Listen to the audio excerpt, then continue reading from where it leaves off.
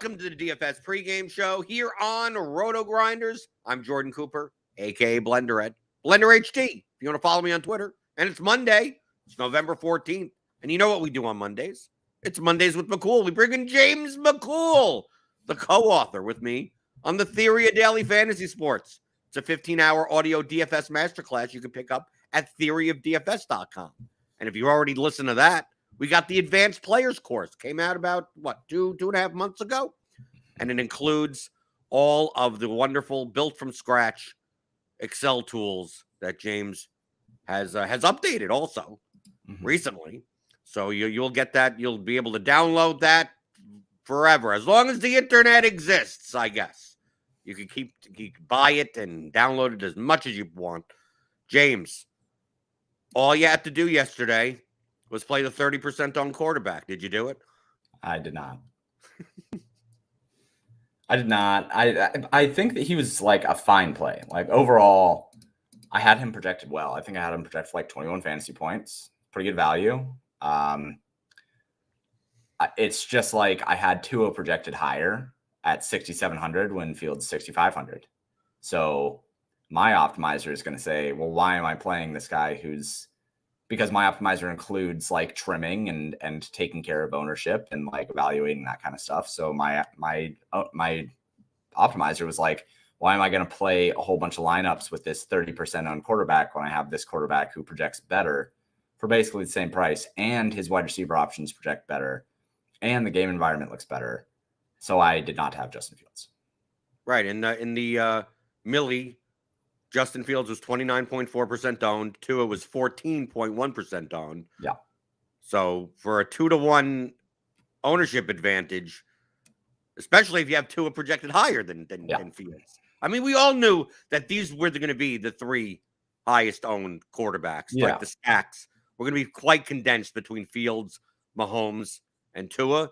And I played 16 lineups. I did well in cash. I wonderful. Sure. Cash game, both sites. I'm good. I made plenty of money. I'm good. In GPP, however, like I just decided to say I'm not playing any Fields. Right? It's like, okay, what's the chances that the week before Fields Komet is going to be the winner again? Like, what are the chances? Like, and then it happens. And you know what's going to happen next week, James? It's going to happen Justin again. Fields is going to be on the slate with Josh Allen and Lamar Jackson and Jalen Hurts. He's going to be 8,000. He's not going to project as well as those other guys. He's going to be 6% owned. We're going to play him, and he's going to score 12 points. Yep. Right? You know that's going to happen. He's going to get to a point where he's overpriced, and then you play him to be contrarian, and he knows. This is what I've heard DFS players say, not good ones. I've heard that these players know when they're chalk.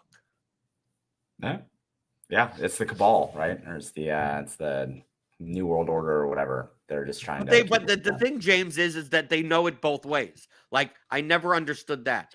Like they know they're chalk when they do well, and you don't have them. It's like, oh yeah, great. The day that I don't have him, like Justin Fields knew that he was chalk, but like if he didn't do well, that means that you had him, and it's like, they get injured. They always know when they're chalk, right? You take a look at some of the other players on this slate. Most of the chalk failed. Yeah, it did. I felt pretty good, all things considered. I wrote an article that was popular plays and pivots, right? And I pretty much nailed it for the most part, outside of my one pivot of Tua instead of Justin Fields. And nailing those pivots did not matter. Literally at all, because of Justin Fields absolutely crushing. So I thought that we went into it having a pretty good idea of like it being a pretty good GPP week, all things considered.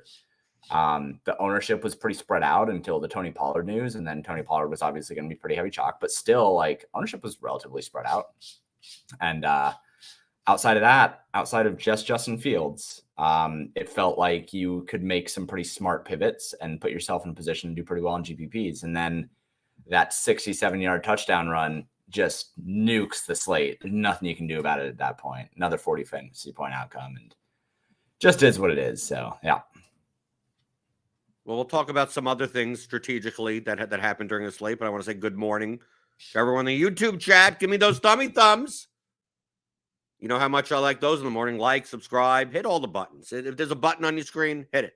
Right? I don't care. I don't care if it stops the video, starts the video. Just click on everything. Right? It helps us out, I guess. It helps me out. It helps you win. If you want to win tonight's showdown slate, we need 100 likes. I'm doing James. I'm doing the TJ's work thing, like TJ on Crunch Time or whatever. He's always claiming things for certain likes. Like we ain't going to tell you this unless we get 100 likes. I find that to be a little bit. I find that to be like extortion. I think we're better than that. I think we're better than that too. So like we're not going to give you anything. We give you the benefit of having a good time. Give you the benefit of Blender's velvety tones. You sound they ain't coming for that. You sound chipper this morning. You sound like you got a bunch of energy. Have you had 2 energy drinks this morning? No. I only have ginger ale. Wow, you should do that more often. You sound like you're in a pretty good mood. No, I sound like I made money yesterday. That's what it really. That's all it really comes down to. I crushed in both DraftKings and FanDuel. Like I won like 98% of my head-to-heads. Yesterday, I was fortunate enough to not only miss the Justin Fields 40-point fantasy point game, but also the Embiid 100 fantasy point game. Oh, yeah. I didn't play NBA yesterday. I missed both of the complete outlier instances for fantasy. And at least Embiid was only 20% owned rather than being like the chalk. But I still missed out on both of them yesterday. So I did not have a great day. That's why I'm not sounding as chipper as I usually do. Yesterday's NBA, I didn't play. Obviously, I typically don't play NBA DFS on football. I play light volume. I don't play as much. Well, I saw the notification. I saw the on Twitter. I was like, okay, everyone's out. Like, are you a known basketball player? Well, you're out today. Or yeah, what was it? The Grizzlies and the Cavaliers both like basically said we ain't playing anyone. Yeah, they rested, and it was notifications later. Like we knew that the Grizzlies were going to rest people. We knew that Morant was going to be rested and everything like that. And that was fine. Like that represented a decent amount of value, but like the slate was still playable with that value. And then Donovan Mitchell and Jared Allen get ruled out for the Cavs, as well as Dean Wade. And it's just like, all right, well, now if you don't have 3 Cavaliers and 3 Memphis players in your lineups, then like don't even play. And those slates, it's up and down. Like the slate before that, we had Boston. And Boston rested, or at least Boston had out Al Horford and Jaylen Brown and Malcolm Brogdon, right? So like that slate, my optimizer was giving me like 5 Boston players in some lineups. And slates like that, I think are fine because most people don't want to play 5 players from one team. So you get a little bit of an edge on that.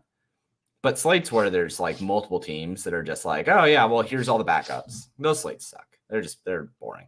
Well, talking about people being out, I think the interesting wrinkle on yesterday's slate was how you treated Tony Pollard.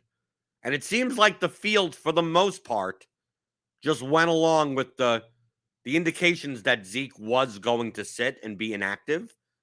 But projections-wise, like early in the morning, certain projection sets were projecting Zeke out. Some were like, maybe he's out, 10% chance that he's in, but he's active, but he doesn't play that much. I treated Tony Pollard not as a free square, though. I mean, I had him in 8 out of 16 lineups. I obviously had him in both my cash lineups on DraftKings and FanDuel.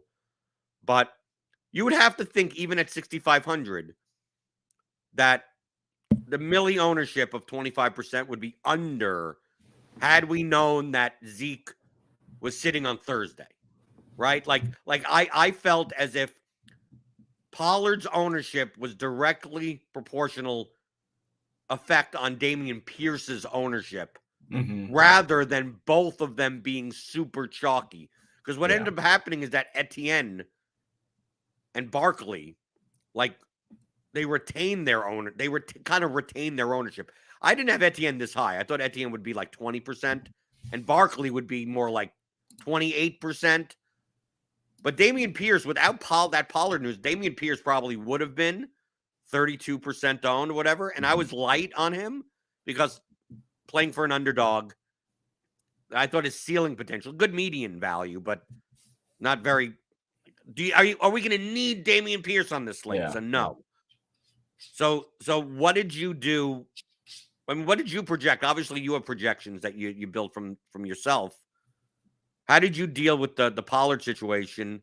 Were you treating it like a late swap, or did you just automatically just said Zeke's out? I'm just going to project him for whatever workload that you would normally would. Yeah, I projected Zeke out, and I thought that was probably the right decision to make.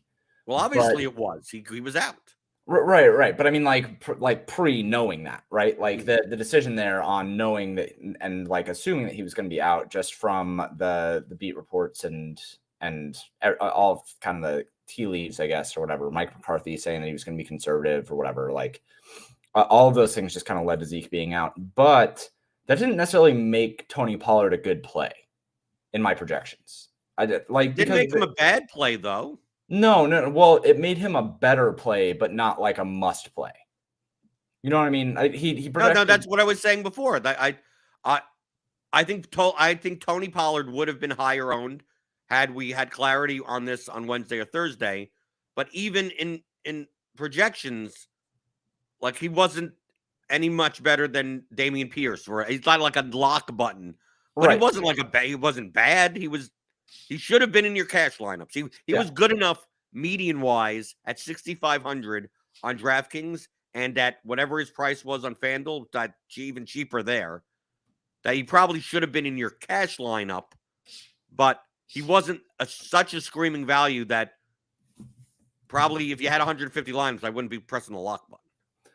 Yeah, I don't think he would have been higher owned. I don't think he would have been higher projected ownership if we would have had that news earlier. I think that late news takes on actually more ownership, especially in NFL, and especially with somebody like Tony Pollard. Well, maybe because shows would have talked about him more, I guess. Right, that's the whole point. Like, it would have been if we knew this on Wednesday, everyone would say, "Oh, Zeke's out, got to play Pollard." Everyone loves playing Pollard.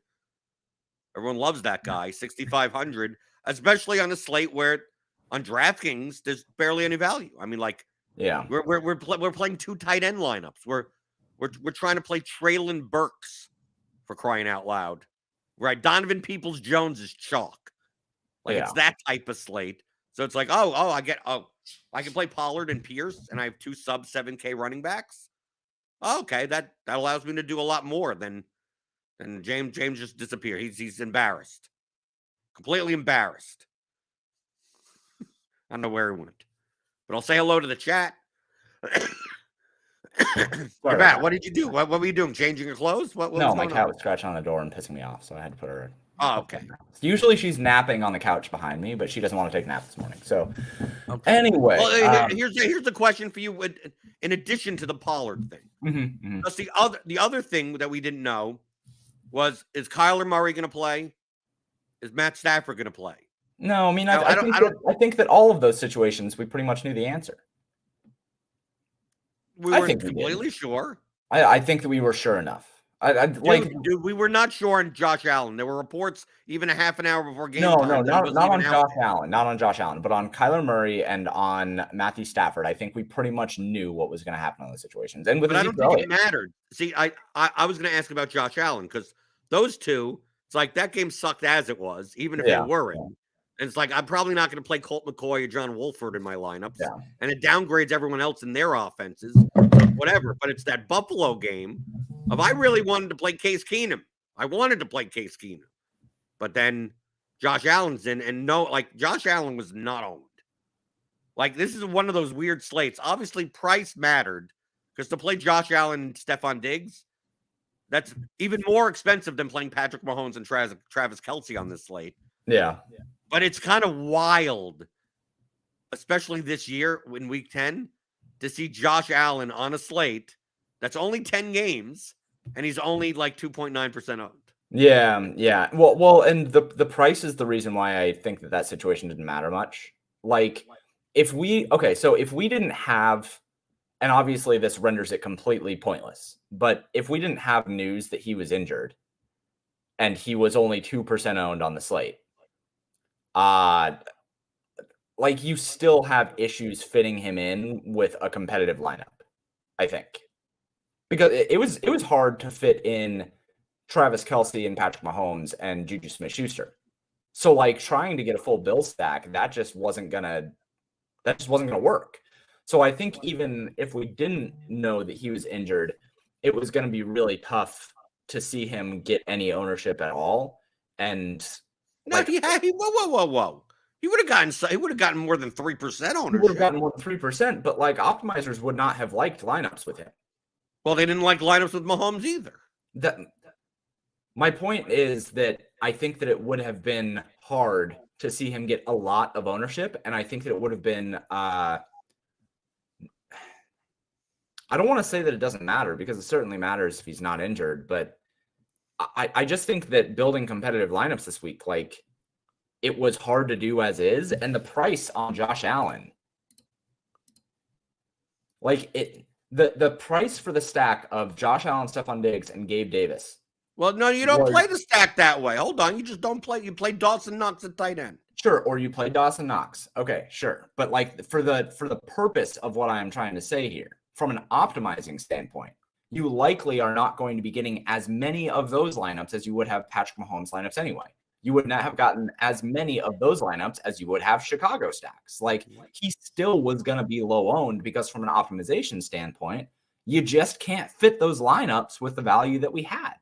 And if you do use value, you're going to be getting like I did before I took them out of my pool, Treylon Burks and Van Jefferson, and like, who's that dude from Detroit that's like the third string wide receiver? I don't even remember his name. Tom Kennedy? Yeah, Tom Kennedy. Like, you're going to get Tom Kennedy. You're going to be getting 2 tight end lineups with Greg Dulcich. We saw how that worked out. Like, it just made for bad lineups. And even with the low ownership, and now we know that he's injured, like, that situation didn't matter either, because you're not getting good lineups with him. You're not getting good optimized lineups with him, and he's injured, and he's too expensive. So at that situation, I didn't think that any of the injury situations really, like, if you would have assumed that all of those players played, the only one that it affects is the Tony Pollard situation. If you assume that Zeke plays, and that's just because he drops down like 5 fantasy points or something, and now he projects for 10 instead of 15. That's the way I agree with that. No, I agree with that. I mean, I didn't play any Allen. I mean, and you could have told me that it was 3%. And just building those lines. Imagine building a Josh Allen single stack with Stephon Diggs, and then having Justin Jefferson in that lineup also. Yeah, who do you play? I mean, I guess you know how you play, James. You know how you play that lineup. All you have to do is you play Gabe Davis. You plug them all in. You play Westbrook-Ikhine. You play Christian Watson, and you play what other 2% owned guy for like no money went off. Right, that's all you have to do. Yeah, why didn't we play Westbrook-Ikhine and Christian Watson? I will point out that my best ball teams loved yesterday. I have a lot of Westbrook-Ikhine in best ball. That's always the sign of someone that lost in DFS on it. Oh yeah. Yeah, whenever you say, at least my season long team did well. The proportion, you know how much money they lost in DFS on the time it takes them from after the slate is done to talk about their best ball teams. Oh yeah. Like if it's like an hour later, then it's like, okay, they probably had a small loss, right? Yeah. If they're not barely talking about it at all, they probably won.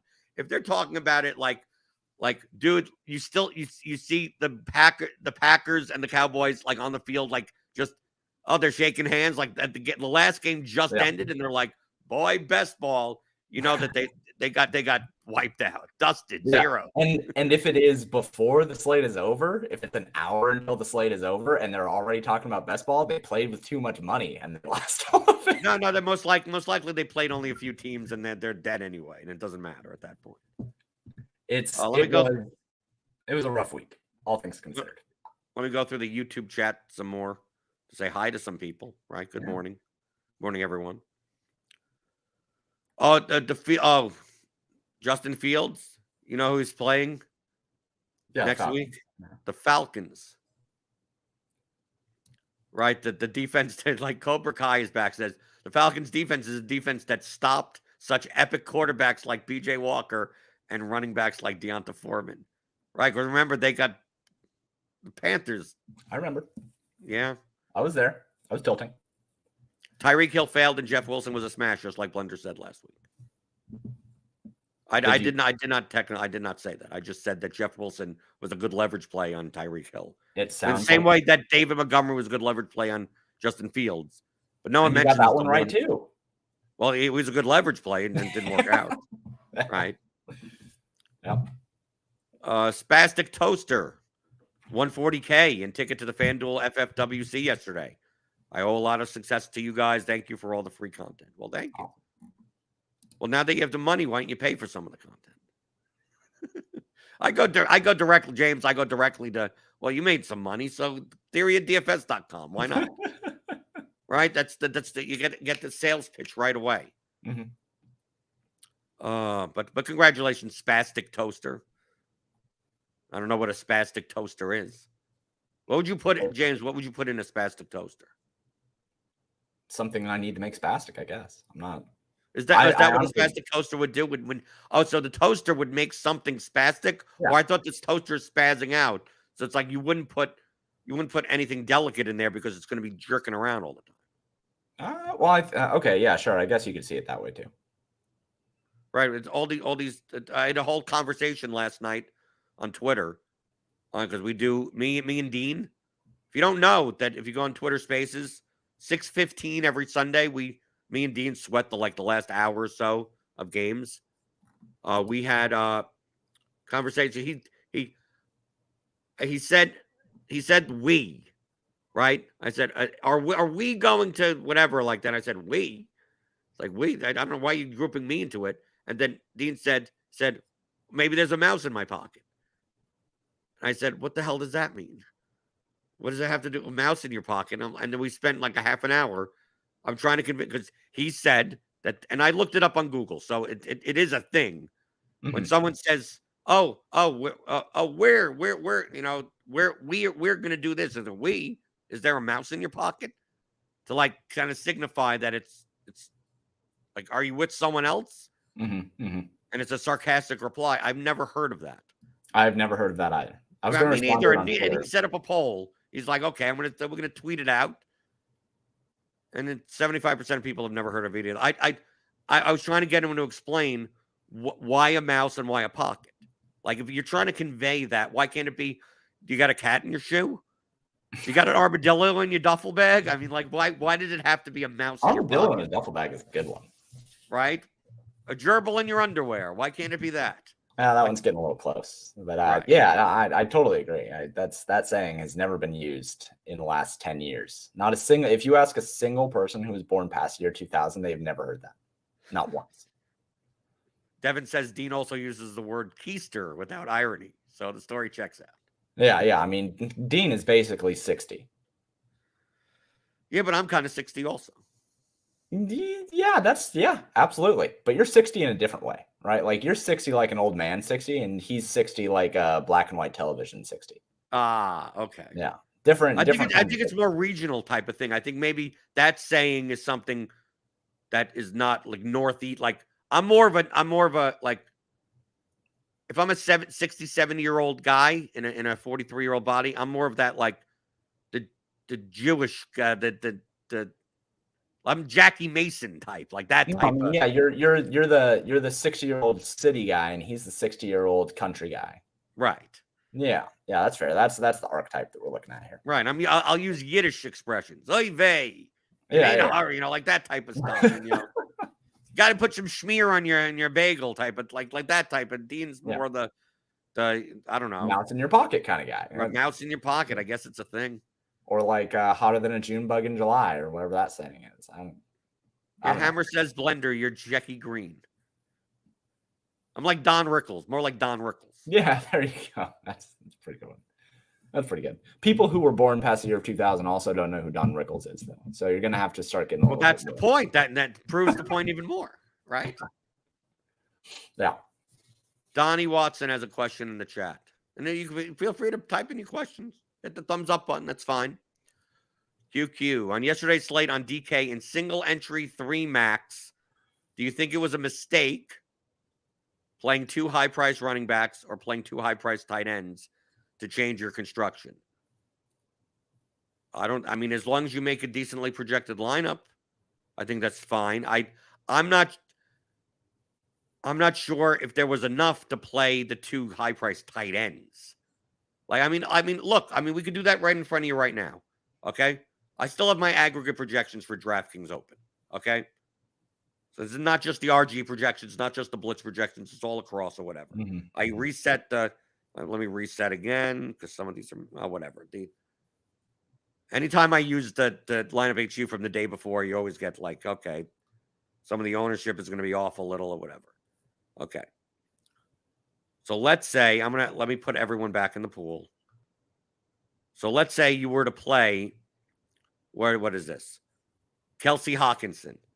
So like if I just like optimize right here, based on the aggregate owner, this is obviously with not a non-manual adjustment for Pollard.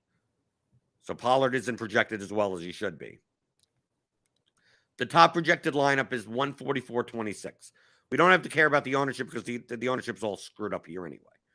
So 144.26.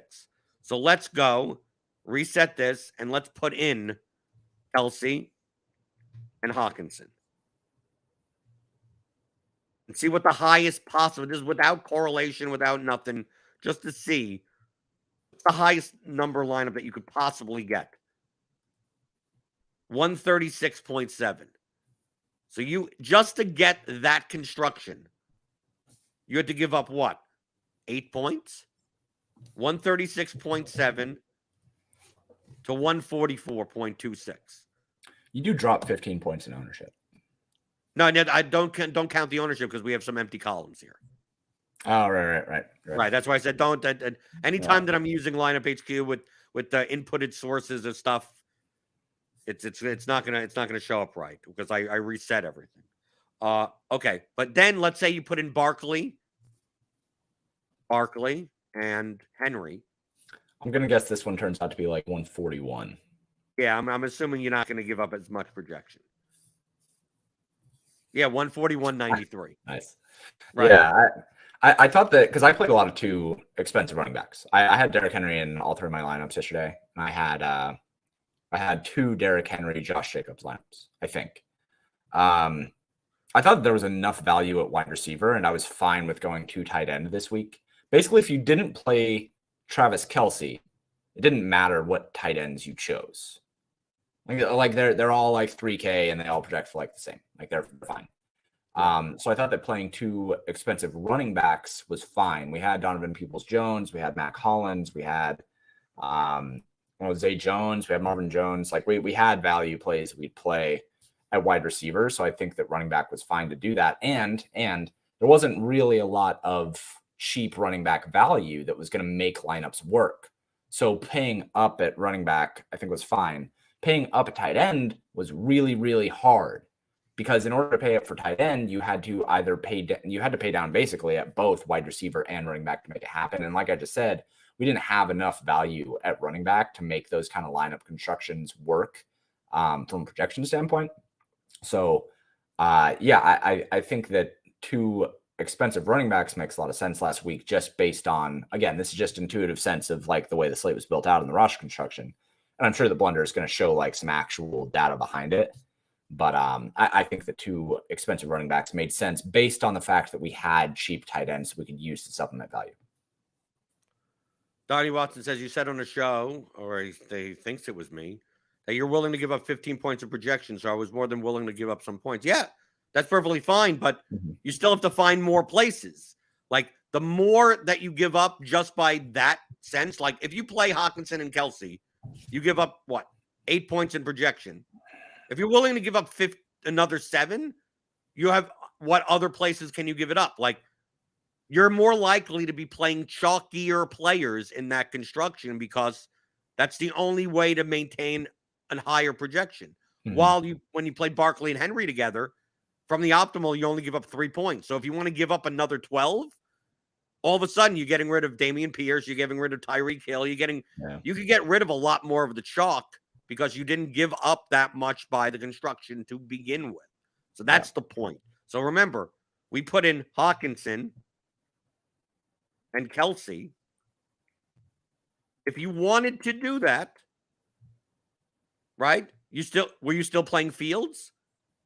Were you still playing Pierce? Were you still playing Peoples-Jones at 20% ownership? Were you playing the Cardinals defense? I mean, in order to give up more points, you can have, okay, well, I don't want to play Mac Hollins chalk at 15% ownership. And Peoples-Jones, I mean, like, what happens if you don't want to do this? Okay, we get rid of Pierce. Let's get rid of Pierce. So I'll show you exactly what I mean. You get rid of Pierce. Okay. How many points now are we going to go down? 136? Now 133. Okay, so now we're already 11 points behind the optimal. And then you go, well, I'm not going to play Justin Fields, right? So you're not going to play Justin Fields there because you're not playing Kmet, right? You're playing two pay-up tight ends, right? Maybe you want to play Mahomes in this line because you have Kelsey there.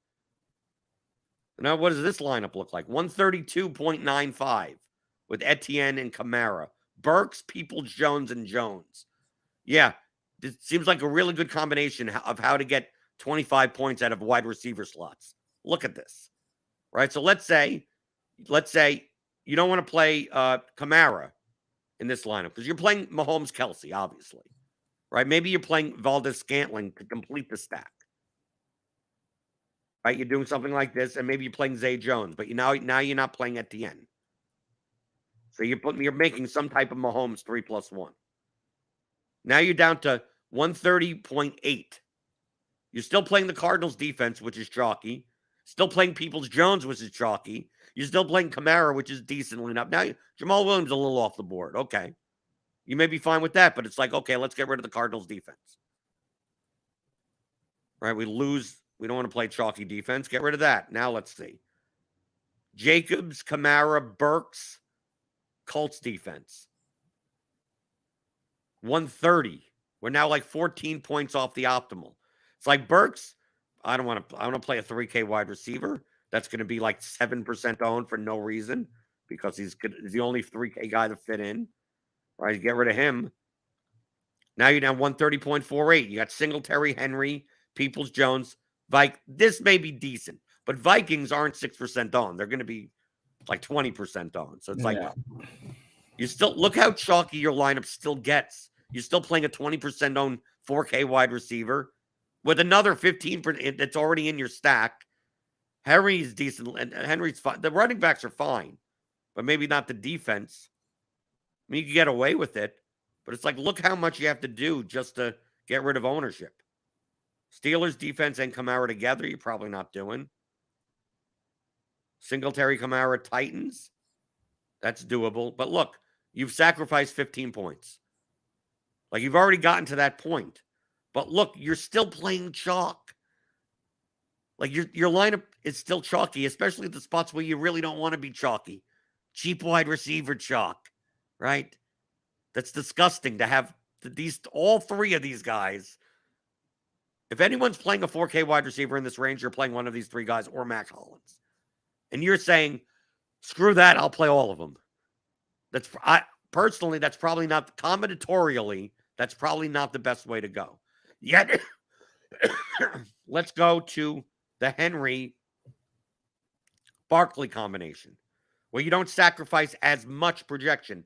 This lineup got down to 129. So let's build another lineup with Henry and Barkley that gets down to 129. And let's see what it looks like. Obviously, we don't have ownership to go off of because it's kind of screwed up here. But now, okay, here's the optimal with Henry and Barkley. 141.93. Okay, so we don't mind going down to 129. We've already said, let's try to 15 points off the 144 optimal. Let's start taking people out, right? You're playing Henry, you're playing Barkley, right? Who's on the other side of Henry? Maybe you want to play someone like Cortland Sutton or Judy or something to be on the other side. Right, so he's going to project decently. So we're going to get rid of Fields, right? You don't want to play a jockey quarterback, right? We're going to do again. We're going to get rid of Pierce. Okay, get rid of Pierce. Get rid of the Cardinals defense. Maybe get rid of Dulcich, cheap chalk tight end. Okay. We've done that already. We're down to 138. So we still got a ton to go, right? You got both Moreau and Hollins in there. Maybe I'll point out that this right here, 138, is where the Travis Kelce and and TJ Hawkinson lineup was optimal. This was the Right. highest that we saw with that. Right. And we've already eliminated all that chalk. Just like Right. So let's get rid of the Vikings defense. Let's get rid of Amon-Ra St. Brown, maybe. All right, I'm just keep on going. I'm just trying to find who the chalkier pieces of these lineups are. Try to make a stack at some point. Okay, we got Juju here. Juju's definitely, Juju is way chalky. 137. We still got Burks, Peoples-Jones, Zay Jones, Moreau. Maybe, let's see. Maybe get rid of Peoples-Jones. And we'll see what stack forms. I think maybe we could play Hollins and Moreau with Carr. And make that the stack. Okay, we're at 135.96.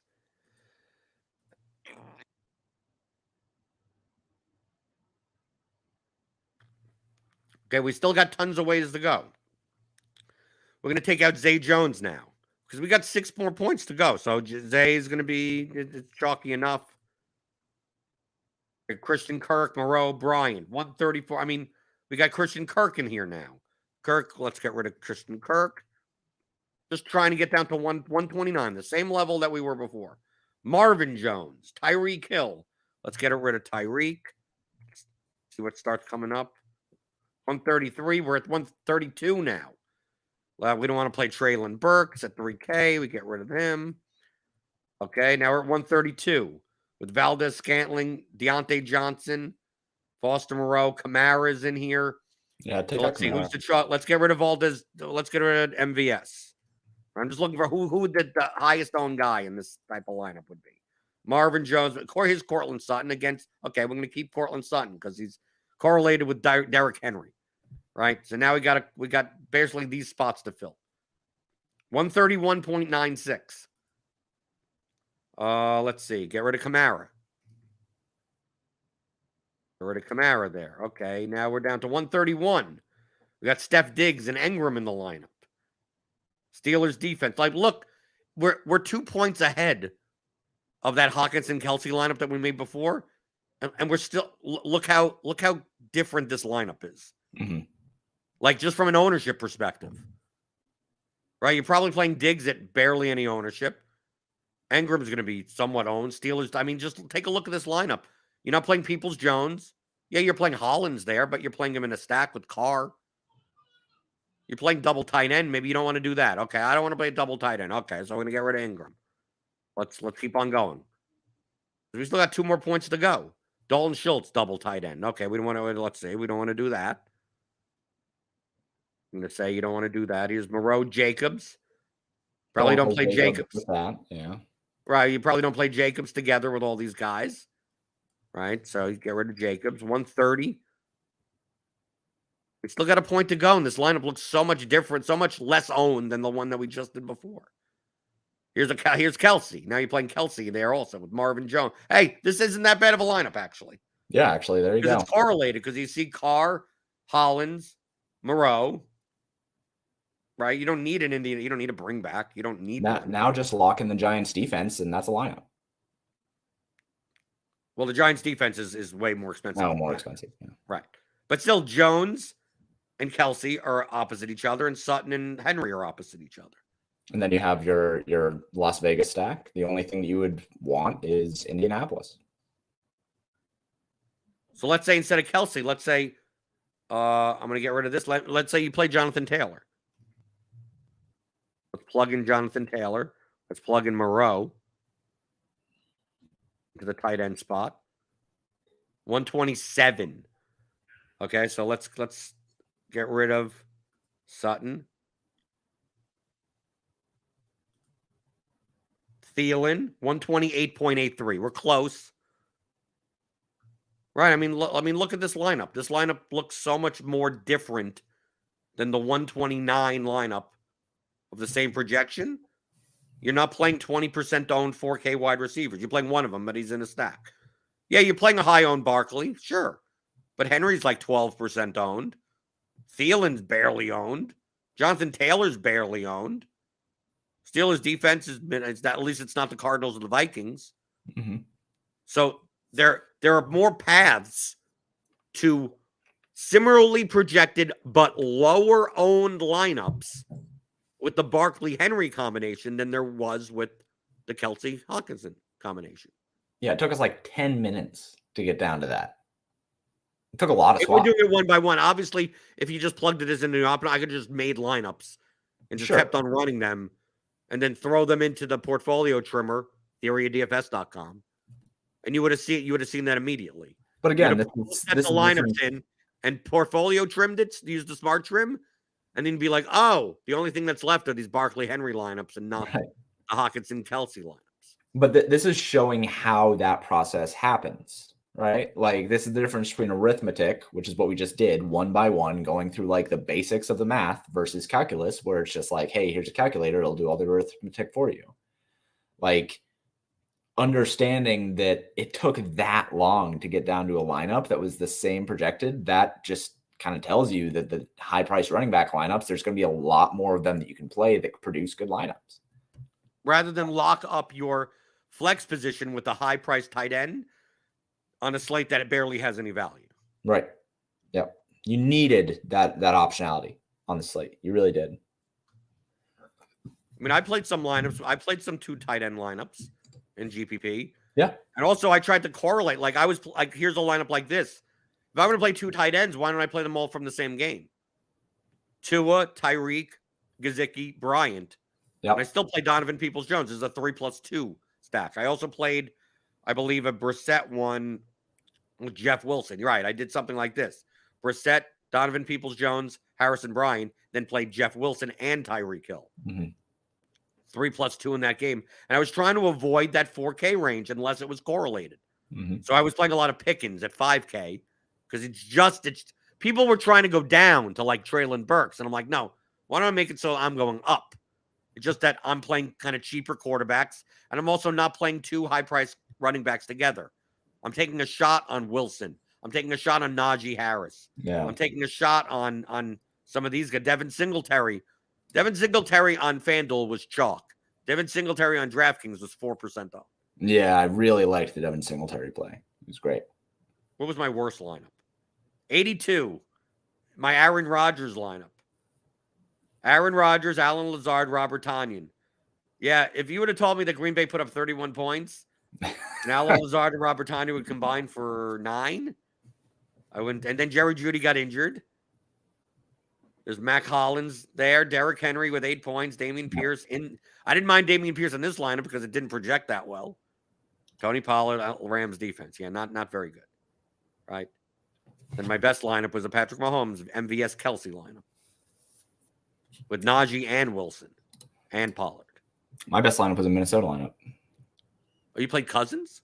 I did. I had Cousins, Jefferson, and Hawkinson.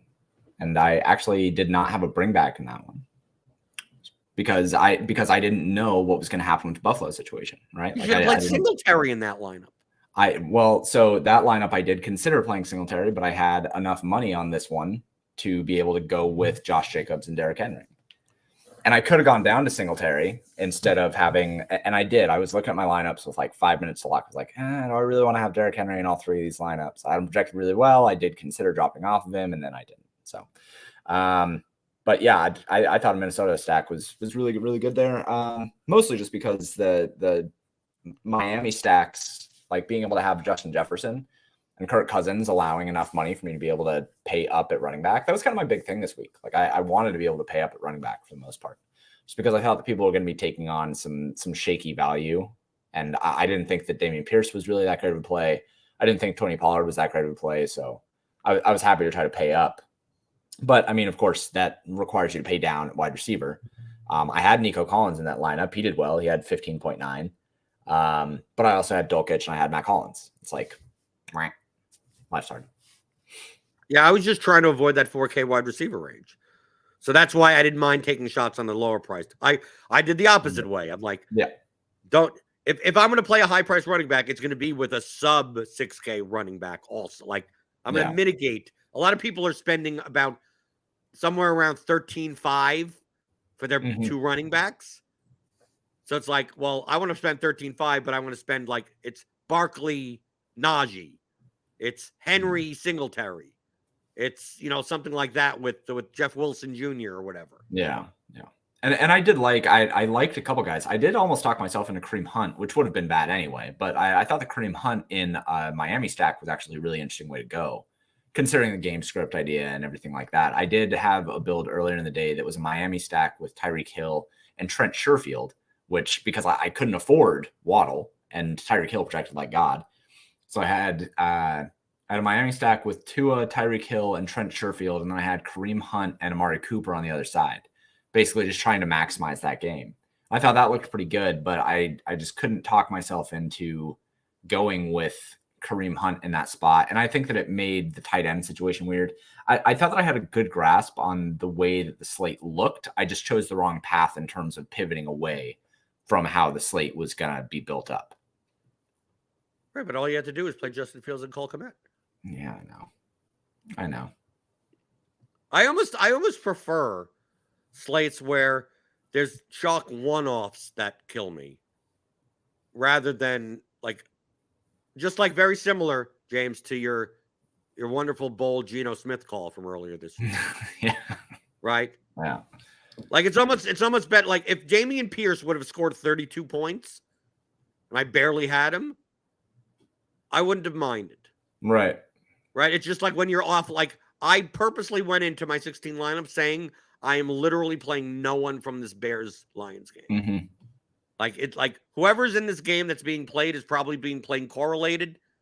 So there's no point in me playing one-offs. And I believe that this game is over-owned. Yep. And I'm choosing, instead of even having one or two lineups that I could have made. Mm-hmm. I'm just saying, I'm just going to X this out. I'm just going to, maybe they do decently enough, but not enough to, maybe Amon-Ra Brown has points, but he has 22. Okay, I could survive 22 points. Yeah. Maybe Justin Fields has 28.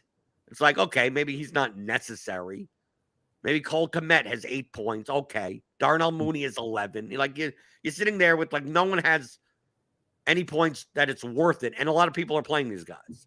So I'm okay, I'm just not play them at all. And on those slates, it's I X'd out the game that I needed to have. Right? And you didn't even need to have the game. All you need to do would have Fields and Kmet. It wasn't the type of thing where you also needed Khalif Raymond, or you also needed DeAndre Swift. DeAndre Swift, what are people doing, James? I don't know why people keep playing him. DeAndre Swift was 7% owned. I don't know. I don't know why people keep playing him. I even said it. I said it on my main slate breakdown, which I recorded, and it took me 45 minutes, which didn't pick up any of my audio, so it didn't get used. But I did say it. Stop. Why are people still playing DeAndre Swift? He hasn't had more than a 12% target or 12% market share of the target or carries and running back opportunities for the team for a month. Why are you still more playing than a month? At least a month. If we include the bye week, then yeah, over a month. It's been so long. It's been the vast majority of the season that people are still playing DeAndre Swift. And it's why are you doing this? At 6,400, if he was 4,800 and you wanted to take a shot, maybe. Yeah. But I mean, he had 4 touches. I think he only played 9 or 10 snaps total. Yeah. Yesterday. He got his touchdown. He got 8.2 points. I thought maybe DeAndre Swift would be 1.5% owned.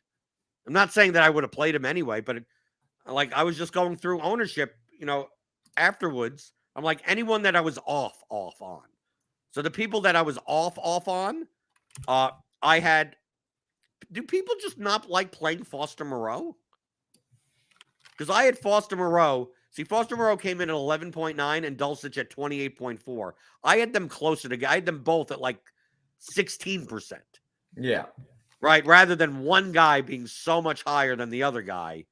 So I was way off on Dulcich. Yeah, I didn't play much of him, but I'm just saying that I was off on Etienne by a bit. I thought he would be 20. I was off on Juju. I thought Juju would be over 20, but not 27. I thought Donovan Peoples-Jones would be 18. Christian Kirk would be 16. So directionally okay. But I was going through all of this. Chase Claypool, 14%. What are people doing? I knew I had to bump up Mooney and Claypool because of Fields' ownership. Yeah. I had Claypool at like 7%, 6 to 8% owned, not 14. But then I was doing this and I kept on going down. And like once I got down to DeAndre Swift, I'm like, he's 7%? Why is he 7%? I don't know. I really don't know. I thought he'd be 1%. Like, how do you play a $6,400 guy that gets like maybe only sees the field for 10 snaps? How old was Moreau? Moreau was 11.9. Okay. So while Dulcich was 28.4. Yeah, I had Dulcich and Moreau projected each for about 17.5% ownership. Right. I had Dulcich slightly higher projected, but he's also $200 more. Yeah, so that's from exactly a point per dollar standpoint. That's exactly what I had. And apparently what it turned out was that everybody was just like, I would just rather play Dulcich. And so it gave him an extra 10% ownership, and it took away 10% ownership from Moreau. And he ended up 28% owned. James Aguirre in chat says, I think Dulcich has the ability to be a, quote, true move tight end, and thought he had more upside than your normal catch and fall guys. You know what happens when you think like that? Like, where in the numbers does it say that? That's all. Yeah. Then why isn't he projected higher?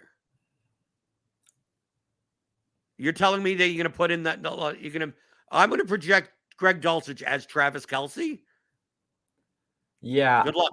Did you? No one I saw did. I think that Adam Levitan is a very, very good fantasy analyst, all right? But he tweeted out something today that said more incredible usage for Greg Dulcich yesterday. And then in the tweet said 4 targets for a 9% share. And I'm like, in what world is that incredible usage? That's like Harrison Bryant, I think, had the same usage. He might have had more usage. Not specifically speaking to Adam Levitan here, because I think he's great. But people just want to look through these lenses and say that one situation that is a 9% target share is 1,000,000% better than another situation that's a 9% target share. And it's like, unless one person has an ADOT of 17 and one person has an ADOT of 3, those are the same situation. Right. And to speak even more to this, Greg Dulcich is on the freaking Broncos, dude. Like, Russell Wilson couldn't hit the broadside of a barn with a softball right now. And it doesn't matter. And you're saying that a 9% target share on the Broncos is incredible usage? Come on. That's not incredible usage. That's like, if you assigned that usage to Mike Gesicki right now, people would be saying that he's a failure and that he's bad in the Dolphins offense. Right. And by the way, Mike Gesicki has like a 9% target share on the Dolphins. I'm going to hold on. You going to check? I'm going to check. But I want to highlight the fact that Dulcich, for point per dollar wise, was the highest projected tight end. Not the highest raw point projected tight end, but for 3,400, his median projection was the highest point per dollar. So it's not like he's a, quote, bad play. Just like there's no reason for him to be 28% owned versus Foster Moreau being 11 or Harrison Bryant being 7 or Evan Ingram, right? Evan Ingram was what? 10% owned? Like the gap. Greg Dulcich should have been the highest owned tight end. I'm not refuting that.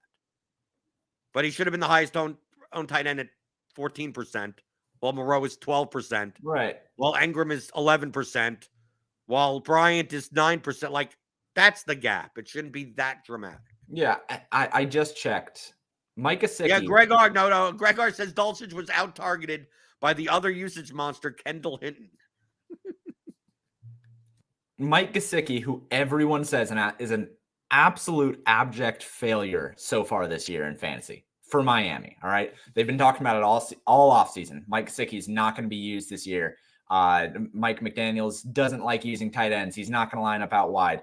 everybody was right about all of this, right? Like completely on the nose. He's not used outside. He's only used in line. He is not being targeted the way that he was last year. 11.55% target share the last 4 games. From Tua in a passing attack. So probably from more raw targets because the Dolphins passed the ball more. Probably for more raw targets. It's insane. And a 9% target share on the Broncos offense with Russell Wilson throwing them.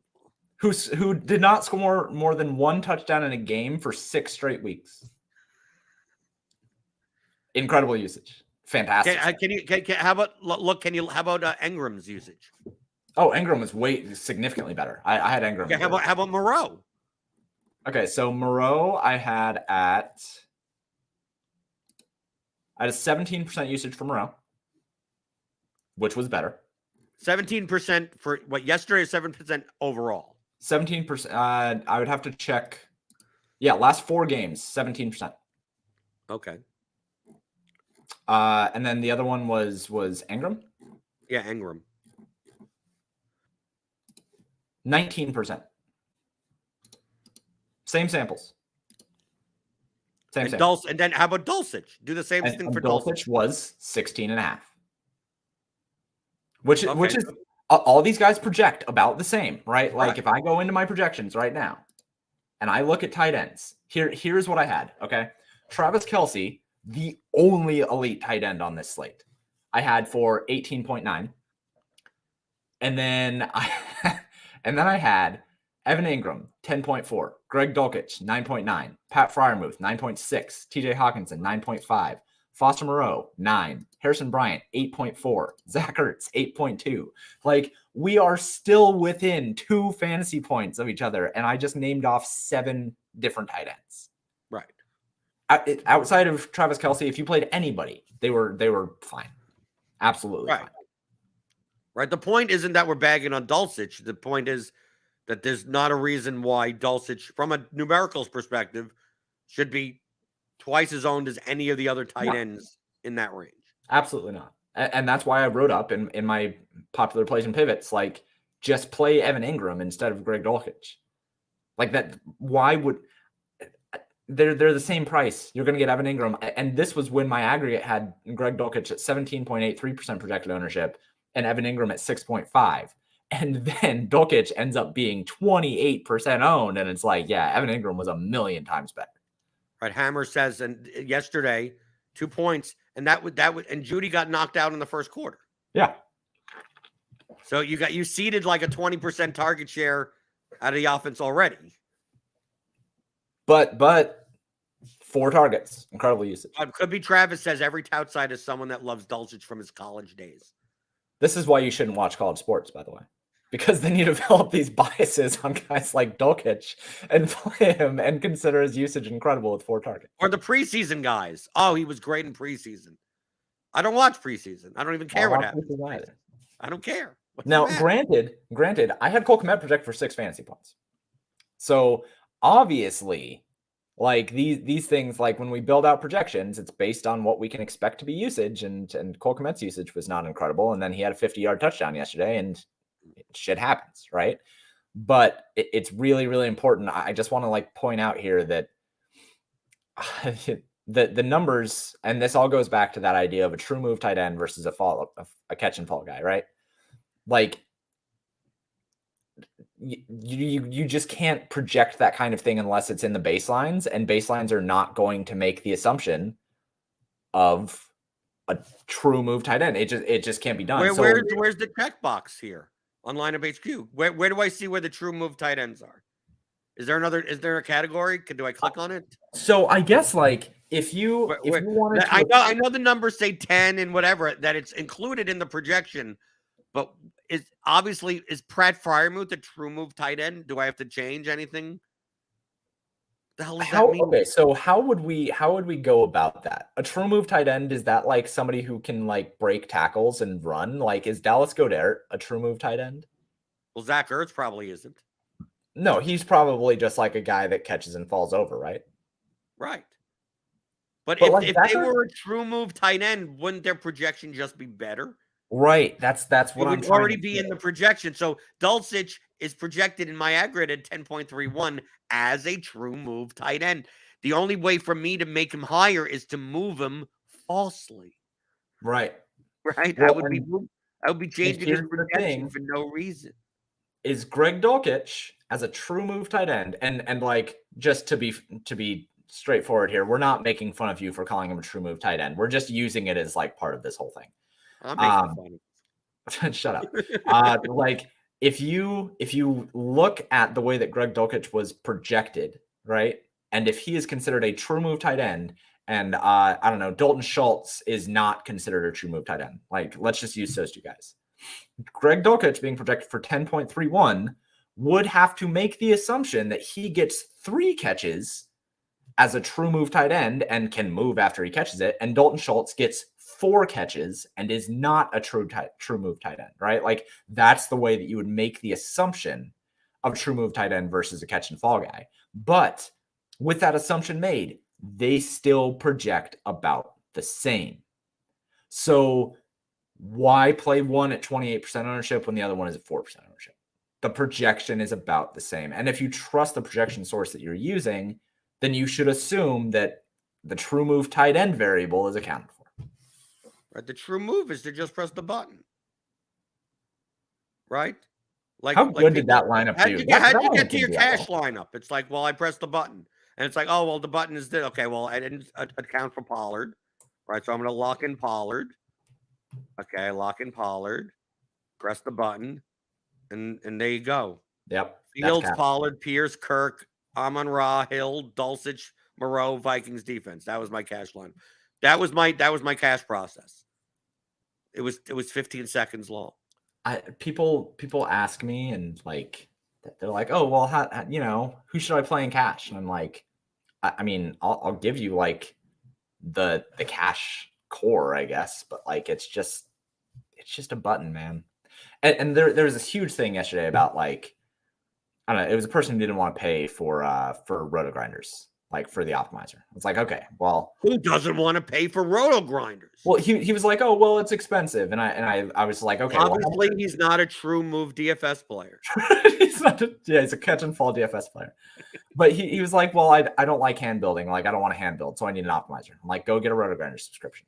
He's like, well, it's too expensive. I'm like, all right, here. I usually do this in coaching sessions, but I'll give you a free session right now. How much are you playing with per month? Oh, about $400, like $15 a day. Okay, cool. Drop that down to $10 a day and go get a subscription to RotoGrinder and just press a freaking button. Like it's and he was like, no, I don't want to invest that much in an optimizer. And I'm like, you're allocating the money somewhere already. Like it costs you in this example, it costs you $5 a day to never have to hand build ever again for the purpose of what you're doing. If you hate hand building so much, is that not worth $5 a day? It's absolutely worth $5 a day. Like just go do that. And this is the reason why, because like for cash games, literally 3 minutes before lock, click, enter it. You don't even have to be 3 minutes. I mean, I do it when the inactives come in. The only thing that I didn't have adjusted is Pollard. So that's why it's like, okay, well, I have to account for Pollard. I'm going to play Pollard. Okay. And then what's the best? And I look at this lineup. I go, oh, I'm avoiding all those 4K wide receivers that easily have a 0 in their range of outcomes. Oh, okay. I'll do that rather than play 2 of them like other people are doing. So fine, there, double tight end. What do I care? Is this the top number lineup? Yes. Okay. Give it to me. And fun fact, if you just go by the way that I do things and I just say I just want to play all the highest owned guys, here's the core that I came up with that I gave away in a free article yesterday. Justin Fields, Tony Pollard, Dameon Pierce, Amon-Ra St. Brown, Tyreek Hill, Greg Dulcich, Cardinals defense. And that's fine. Like you can take that and you can look at it and say, oh, I just need to fill in 2 more spots. Oh, okay. Well, I guess I'll probably go 2 tight end and go with Christian Kirk, who's also super high owned. And there you go. Right. That's all it is. People will spend days in conversation about 2v2s in cash games. To me, there's a better allocation of your time. Anything. There's a better, you can do anything else with that time, and it's a better allocation of your time. Mari Don Yeezy says he must have a mouse in his pocket. He must. Absolutely. That true move tight ends have mouses in their pockets. That's why why they move. Yeah, that's why they're moving so fast, because they're trying to get the mouse out of their pocket. Oh, and Alex Santi says my wife's got a true move tight end also. That was slutty. We've gotten to that point. We know the show is about over. Yeah. We get to that point. So, James, obviously you advertised RotoGrinders for the optimizer. So, I mean, hey, Lineup HQ, go click on the link in the description, get $10 off your first month of a combo premium package for that. James, people can find you at paydirtdfs.com. Yeah, paydirtdfs.com. You can find me on Twitter at paydirt_DFS. I have projections and models for nearly every single sport, and I tell everybody to just go get a RotoGrinders subscription for the optimal, because I think that my projections work very, very well. I use RotoGrinders and Lineup HQ for optimizing when I just need to find out some things about optimals, and it's just a good combination of things. So go grab a subscription both. Are you doing World Cup projections? Oh no, I've had people ask. I might have time. When does it start? The 20th, a week from now. Week from now? It's just weird for me to say publicly. I don't trust you to do soccer projections. That's rude. I'm really good at event-oriented sports. Come on, I'm great at them. But it's not an event-oriented sport. No, it's partially linear, right? It's like hockey, right? It's like hockey, but number one, you're not going to have much data on these teams because they're the national teams. That's the hard part. Yeah. Right. So that, and also like formations and I mean, it matters. Like we've one had guy in and one guy out changes. It's more similar. It's not like basketball where, one guy, the usage goes up, because it doesn't work that way. It's just that the teams play like in the Premier League. If you showed me the starting lineups of two different teams, the projected starting lineups, and go, oh, well, no, they're going to play with this guy and this guy instead of that guy and that guy, I would be able to look at it and go, oh, they're going to be playing much more defensively today. Or they're going to be playing wider today. They're going to be playing across the ball more today. Like anyone that doesn't know soccer will look at that and go, how am I supposed to know that? And then you go, okay, well, I'm going to do a comp. And I'm going to go, anytime that this group played together, what did their stats look like? Yeah, but that's like you don't have enough of a sample size. And then also, you're in a situation where the last time they played with this formation, they played against a team that they were a minus 800 favorite, and they beat 5-1. So now they're playing as a dog against another team from some other country. Mm-hmm. Like, you get into those things where you could project, I think, set piece takers and stats, some wide, how often do they cross versus not cross as a team, and then you divide that up amongst people, shots up amongst people, and then you could use like anytime goal scorer odds, non-vig, to assign that to people. But like dude, you can't even, like soccer, an hour before kickoff, that you're gonna get a different line. Like one person changes, you're gonna have to be able to run all of that like an hour before kickoff. Yeah, and we've had that conversation before, and I think that I could probably do as good of a job as any of the other like algorithmically inclined people in the industry, but I don't have the intuitive knowledge of it to do a really good job on it. That's one of the reasons why I don't do it. We have World Cup projections here at RotoGrinders. It's the best in the industry, and it's hard to do soccer projections, and not many do them. Yep. So that's why I was saying it more as a warning of like, I don't think you should even try to do them. No, I totally get it. And I'm here to understand and accept that. I get it. Right. Because we have Alex and Sean that do our... Alex is so good too. He's really right. Good. Right. That's what I'm saying. He's one of the best DFS soccer players ever. I mean, top 5. I'm somewhere up there. So it's like, he understands, because he could look and go, oh, this guy's out and this guy's in. So obviously, how many minutes? Oh, they have this guy on the bench. This guy played midweek, so they're probably not going to play 90 minutes. We're going to have his median minutes at 75. Like if you don't know that, any of that, like you're going to be assigning minutes for no one, and you go, well, this guy's going to come off the bench. They're going to get 3 subs. I mean, there's a lot. To me, it's weird for me to say, but I think knowing the sport matters more in soccer than it does in other sports.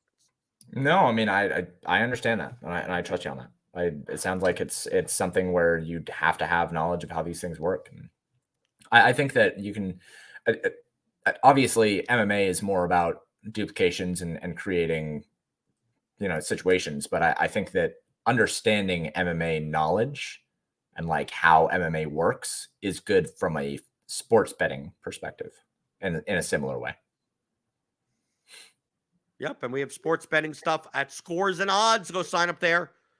Go subscribe to the YouTube channel. Click that thumbs up button. Give me those dummy thumbs on your way out the door. Obviously, if you want more of me and James's work, Theory of Daily Fantasy Sports for advanced players. Get the Excel tools. Get this 10 chapters of audio. How to apply profitable DFS strategies for advanced players, which you should be. If you're watching this show, you're an advanced player. You're even more advanced if you hit the thumbs up button, right?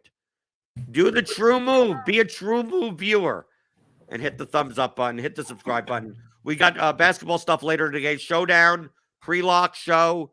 We got tons of content even today. I don't know who's going to be playing in the basketball games. Everyone's out probably. And then Showdown, pre-lock show. I'm gonna be going to wrestling. I'm gonna be going to Raw tonight, so I won't be on that. Probably won't be playing tonight, but no show tomorrow. By the way, Tuesday I got an allergy appointment.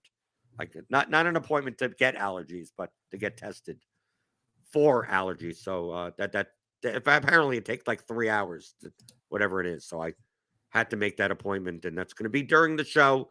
So there's no show tomorrow. Programming note: don't show up. You won't see a thumbnail, but if you do see a thumbnail, click the like, and then you'll see that there's be no show anyway, because you know how much I love the thumbs up button. But I'll be back Wednesday, answering your DFS strategy questions, at least trying to. I'll try to do the true move and answer your DFS strategy questions like I always do here on the DFS pregame show on RotoGrinders.com.